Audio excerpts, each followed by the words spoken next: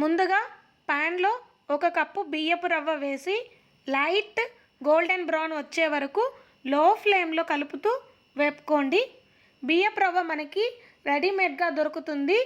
లేనివారు బియ్యంని రాత్రంతా నానబెట్టి తెల్లారాక వాటిని ఆరబోసి డ్రై అయ్యే వరకు ఆరబెట్టుకోండి. తర్వాత రవ్వగా మిక్సీ పట్టుకుంటే కూడా సరిపోతుంది. బియ్యపు రవ్వ బాగా వేగితే మంచి సువాసన వస్తుంది. చూసారా, రవ్వ కొద్దిగా ఫ్రై అయింది. ఈ స్టేజ్లో దీన్ని తీసి పక్కన పెట్టుకోండి. ఇప్పుడు స్టవ్ పైన మందపాటి గిన్నె పెట్టి 3 కప్పుల నీళ్లు పోసుకోండి. రేషియో ఎలా అంటే 1 కప్పు రవ్వకి 3 కప్పుల నీళ్లు తీసుకోవాలి. అలాగే ఇందులో 1 టేబుల్ స్పూన్ పచ్చిశనగపప్పు వేసుకోండి. ఇంకా 1 చెంచా జీలకర్ర కూడా వేసుకోండి. అలాగే 1 చెంచా నెయ్యి కూడా వేసుకొని నీళ్లు బాగా కాగనివ్వండి. ఇలాంటి మంచి రెసిపీస్ కోసం మన ఛానల్ని సబ్స్క్రైబ్ చేసుకోండి.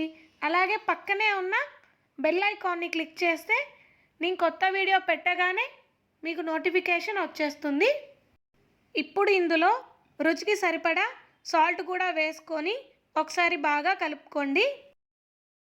నీళ్ళు బాగా మసల కాగుతున్నప్పుడు మనం ఆల్రెడీ ఫ్రై చేసి పెట్టుకున్న రవ్వ వేస్తూ బాగా కలుపుకోండి, ఎక్కడ ఉండలు లేకుండా.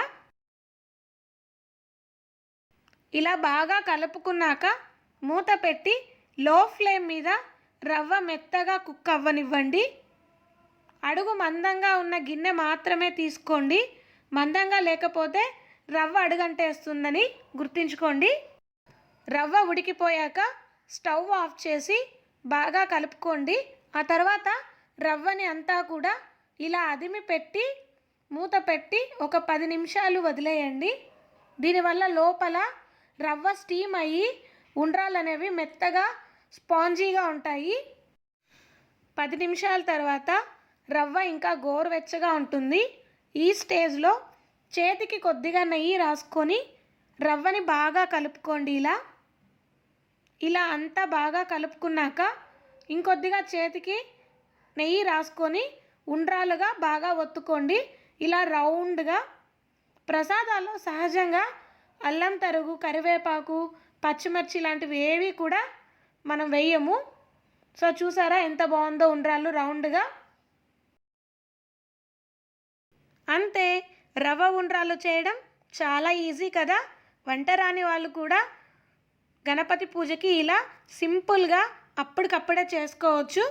మరి ఈ వినాయక చవితికి మీరు కూడా చేస్తారుగా.